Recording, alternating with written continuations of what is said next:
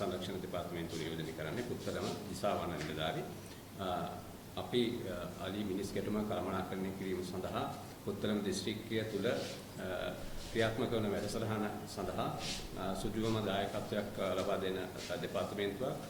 ඒ මොකද මේ ගැටලුවට පාදක වෙන වනාලීන් ජීවත් වෙන්නේ වනාන්තර තුල වනාන්තර කළමනාකරණය සම්බන්ධව වගකීමක් දරන ආයතනයක් විදිහට මේ කාර්යයට විශාල වගකීමක් අපිට පැවරෙනවා.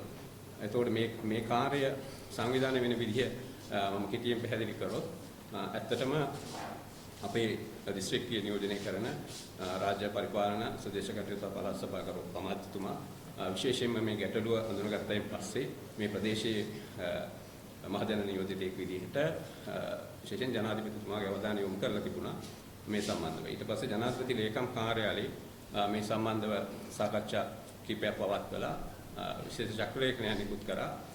සෑම අලිගිනිස් ගැටුම පවතින දිස්ත්‍රික්ක තුල වැඩසටහනක් සකස් කරන්න ඕනේ කමිටුවක් පත් කරගැනීමේ අවශ්‍යතාවය.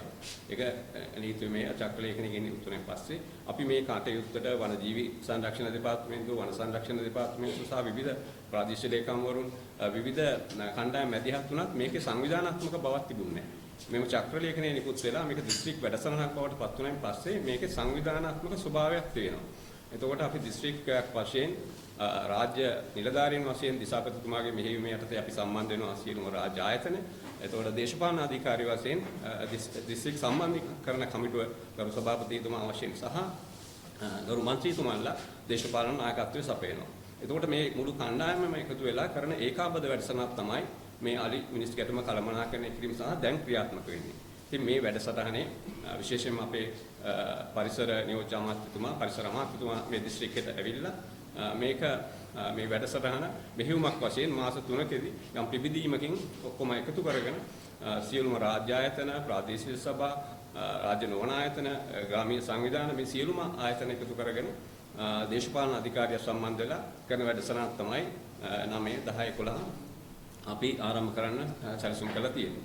එතකොට අපි වන සංරක්ෂණ දෙපාර්තමේන්තුව විදිහට කතා කරොත් අපි මේ වැඩසටහනේ සැලසුමක් හදලා තිබෙනවා.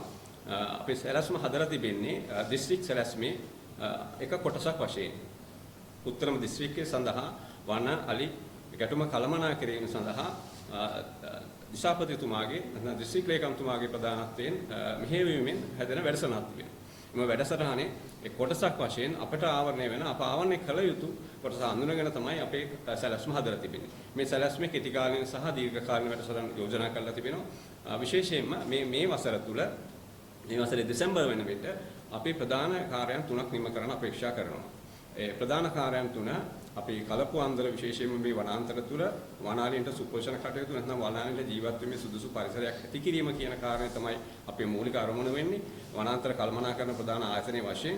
එතකොට අපි විශේෂයෙන්ම මෙතෙන්දී බලාපොරොත්තු වෙනවා මේ වනාන්තර තුල තිබෙන ආක්‍රමණික ශාක විශේෂයෙන්ම කලපු අන්දර විශාල හානියක් වනාලීන්ගේ සංසරණය සහ ඔවුන්ගේ ජීවත් වීමට.